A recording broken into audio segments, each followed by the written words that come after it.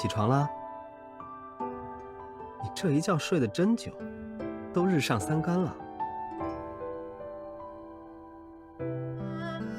怎么？为何呆呆地看着我？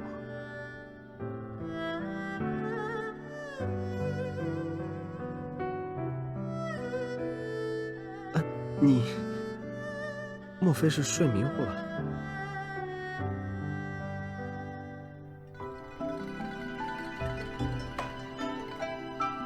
此处是未名山啊。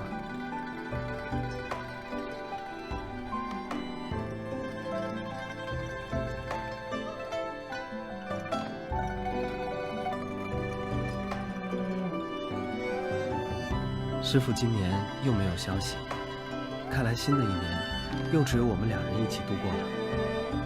你不会真睡傻了吧？连这些都忘了？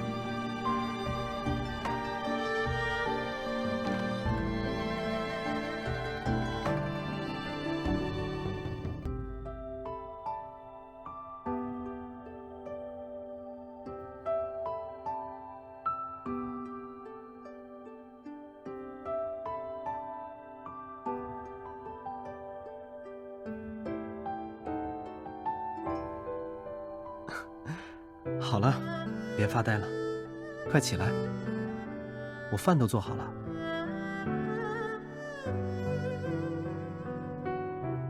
看，皆是你爱吃的。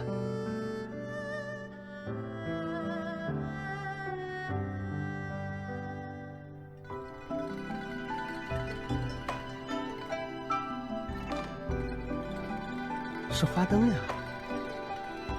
不是你说从小没下过山，只在画本里看过人间的满城灯火，一直想看看吗？我就亲手做了那些花灯，等到彩灯节那天放给你看。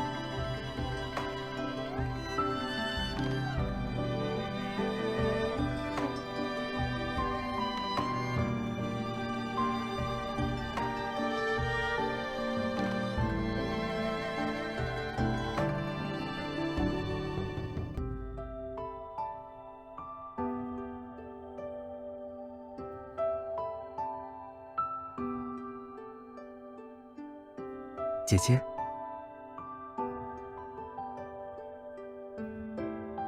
你不会离开我吧？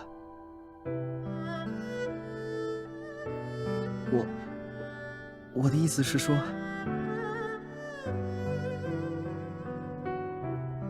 我觉得我似是做了一个梦，梦见你一句话未曾留下就走了，留我一个人好多好多年。